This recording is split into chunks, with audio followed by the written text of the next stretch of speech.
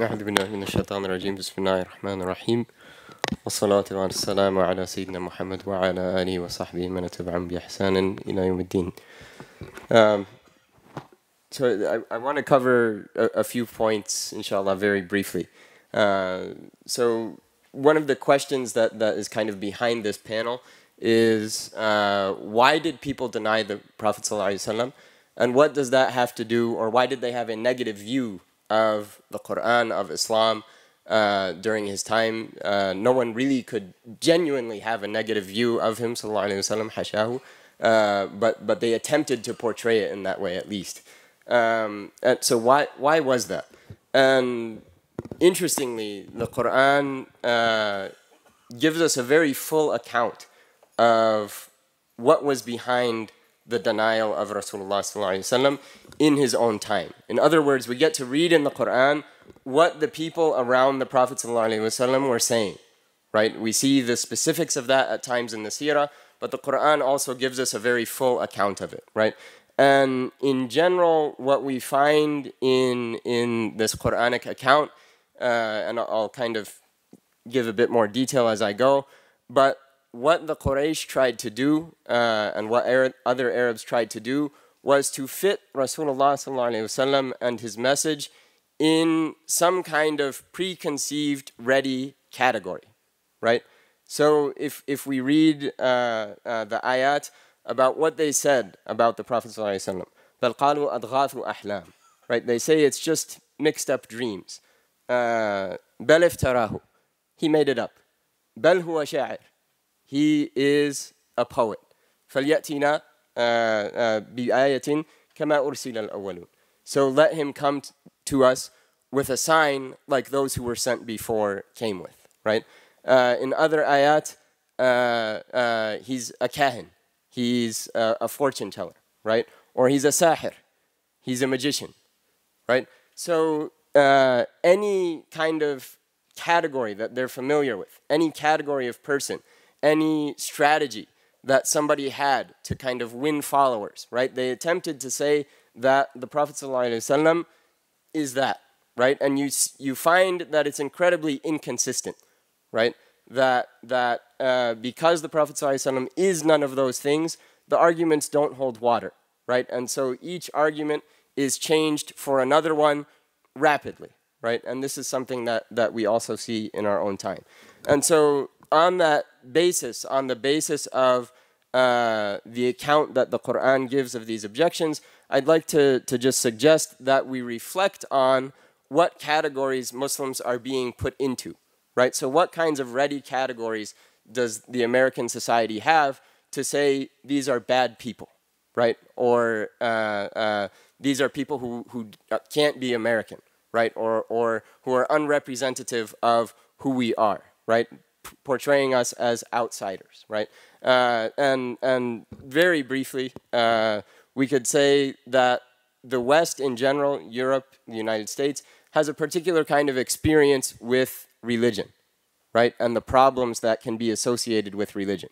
And so Muslims are put into kind of the too religious category, or the too dogmatic category, right?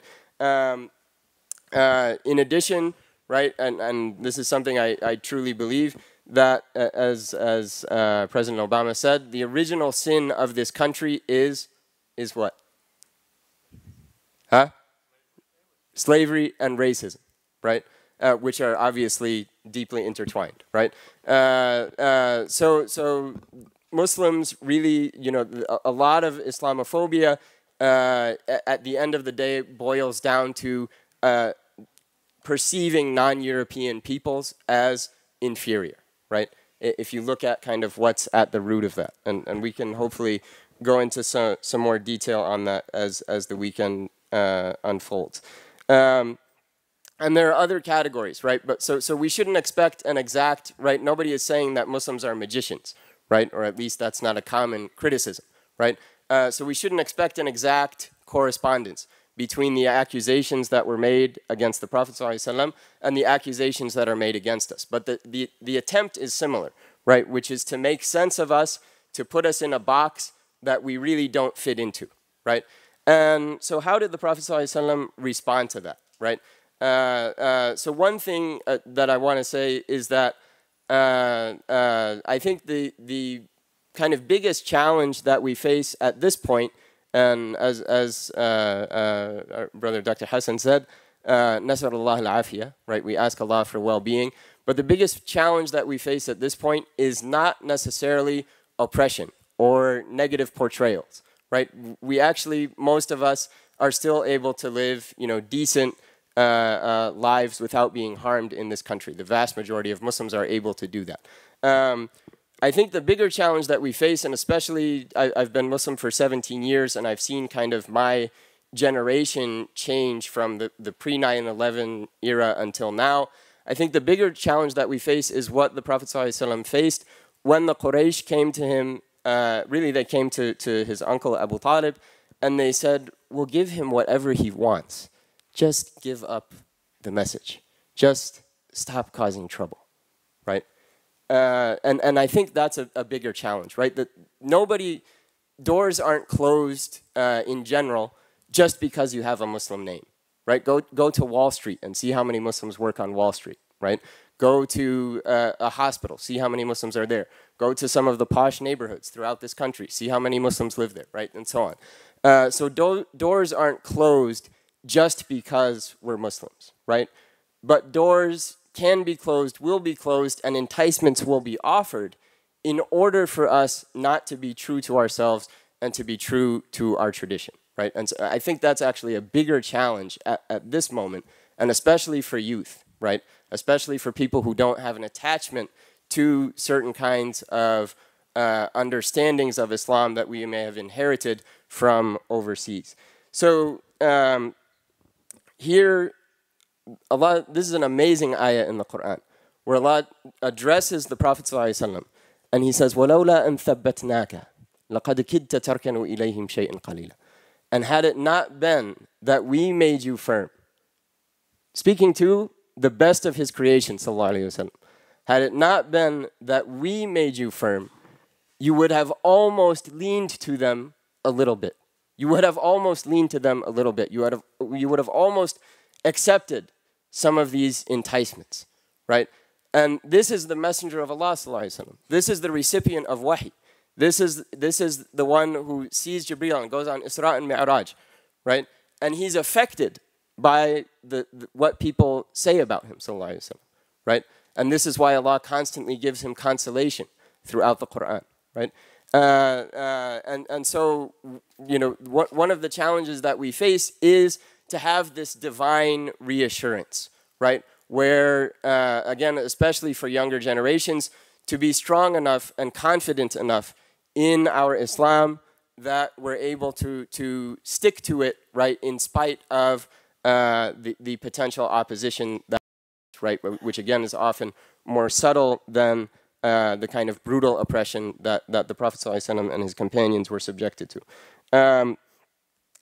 The other element of the response, or two other elements, if I can squeeze them into a minute, is essentially keep going, right? Throughout the Quran, فَأَعْرِضْ عَمَّنْ تَوَلَّى عَنْ ذِكْرِنَا, right? Turn away from those who turn away from our remembrance, right? فَاصْفَحْ عَنْهُمْ وَقُلْ سَلَامٌ, right? Forgive them and say salam. Forgive them and say salam. Forget about them, right? The Prophet ﷺ actually did not busy himself too much with the people around. He busied himself with Allah subhanahu wa ta'ala and with calling people to Allah subhanahu wa ta'ala. And likewise the Sahaba, right? Of course, they stood up when it was necessary to stand up, right? And Allah gave them victory over the period of 12 to 13 years of conflict, right?